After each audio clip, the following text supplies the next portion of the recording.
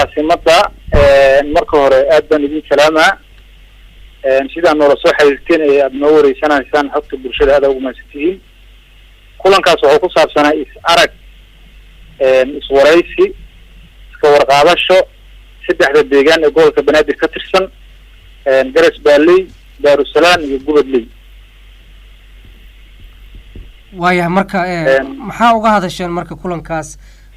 oo aad saddexdiina mas-uul waxaa kaloo idinku wehelinayay guddoomiyaha cayaaraha gobolka banaadir guddoomiyaha cayaaraha gobolka banaadir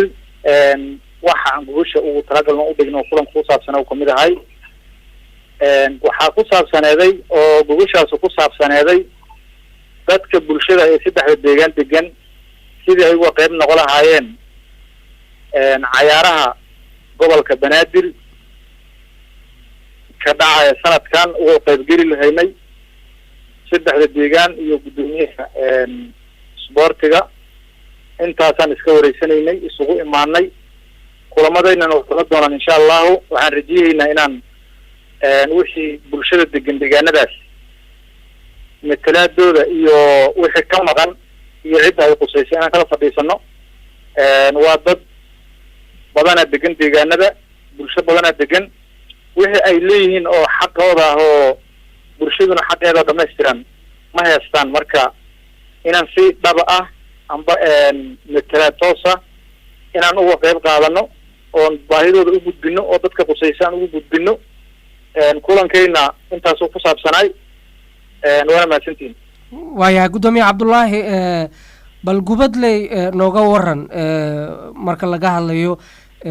degmo ama deegaan waa in waxyaabaha asaasiga laga helo hadday ahaan lahayd isbitaal ischool ama goob waxbarasho ama hadday ahaan lahayd saldhigii booliiska marka intaasba ma ku yaalaan xarunta waad mahadsan tahay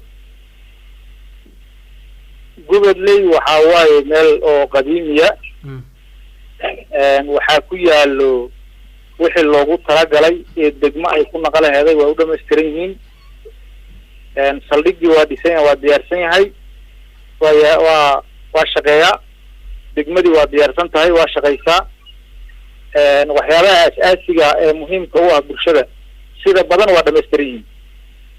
waaya dadka maxay ku tiirsan yihiin marka deegaanka ku nool dadku dhowr waxyaabood ay ku tiirsan yihiin waa ganacsato qayb waa muruqmaal qayb walba qayb waa xoolo dhaqato dhan walba waxaa waaye noloshooda hal walba noocuu ku tiirsan yahay waayahay marka mar haddii sidaa ay tahay oo deegaanku uu u diyaarsan yahay inuu u gudbo degmo bal deegaano kale oo daris ayaa aad leedihiin oo ka mid a deegaanada magaalada muqdisho ee ku yaala nooga waran bal xiriirkiina idinkala dhexeeya deegaanadaasi codka caasimadda aad iyo aad aa umahadsan tahay xiriirka horta wax mar walba waxaa muhiima dadka deriska ataan inaad xiriir fiican wada leedihiin wada shaqeyn idinka wada dhexayso sida badan guddoomiyaasha degmooyinka nagu teedsan khaasatan annaga waxaan leenahay xiriir fiican wada shaqayn fiican wax badan oo wanaaga iyo wax walbaa naga dhexeeya waaya kulanka shalay waxaad diiradda ku saarteen in saddexda deegaanba ay diyaar u yihiin inay ka qayb galaan ciyaaraha degmooyinka marka ma la idiin ogolaaday oo ma ka qayb geli doontaan ciyaaraha soo socda aad iyo aad waxaan u mahad celinayaa guddoomiyaha isboortiga gobolka banaadir mudane wiish si fiican oo xushmad leh oo wanaag leh ee nooga aqbalay insha allahu sanadkan waana ka qaybgelayna hadda waa leedin waayahay gubadley oo kale nooga waran ma leedihiin goobo ciyaaro oo tartamo aad ku qabataan iyo ciyaartooy mise meelo kale aad ka keeni doontaan si lamid a deegaanada kaleba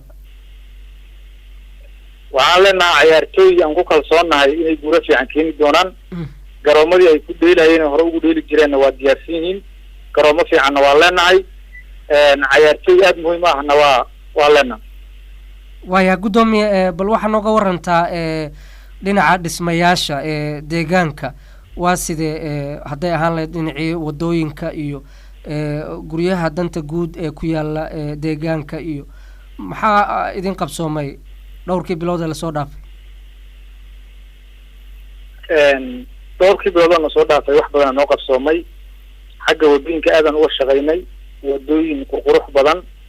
oo waxa waaye bulshadu mahadisay oo waxa waaye cidii aragtaahu ay ku qanci doonto waa leenahay xagga danta guudna waa wax walba wixii danta guud ah ee deegaanka looga baahnay goobihii wixii dhimana lagu dhisi lahay wixii hadda xaadirna lagu dhisay iyaguna waa noo diyaarsan yihiin waayahay waxaa ka warantaa bal gubadley hadda waa deegaan qorshuhu muxuu yahay mustaqbalka dhow ama kan xigaba sidee ayuuna yahay xiriirkiina dabcan idinka keligiin ma aha hadda degmo deegaan aan idhaahde deegaano kale ayaa ku yaala gobolka banaadir garasbaaley iyo daarusalaam maxaa qorshuhu u yahay horta anaga qorshaha noogu horeeya oon leenahay oo noogu muhiimsan waa inaan degmo naqanaa oon rajeeyeynaa oon raadinaynaa oon ku raad joognaa waa inaan degmo helna madax banaan oo degmooyinka gobolka banaadir degmooyin kamid inaan noqono ka wax naqashadooda iyo ka shaqaynteedana annaga inta ay naga qusayso waa ka shaqaynaynaa waana diyaarinay haddana diyaar baan unahay xagga iyo madaxda qaranka xaggooda wixii jiro ayaa waxaan ka sugaynaa insha allahu inay nagu amaalmari doonaan inaan degmo dhamaystiran helno waaya dhinaca dhismaha nooga waran deegaanku ma leeyahay adiga dabcan guddoomiyihii baaba tahayba guddoomiyihii dhalinyarada haweenka kii consolka waxaasoo dhan deegaanka ma u dhisan yihiin aad iyo aad consolka dhammaan waa dhamaystiran yihin waaya maxaa ugu baaqaysaa marka deegaanka dadka ku nool iyo guud ahaan degmooyinka gobolka banaadir waxaan ugu baaqayaa dhammaan in midnimada amniga wada shaqaynta xoogga la siiyo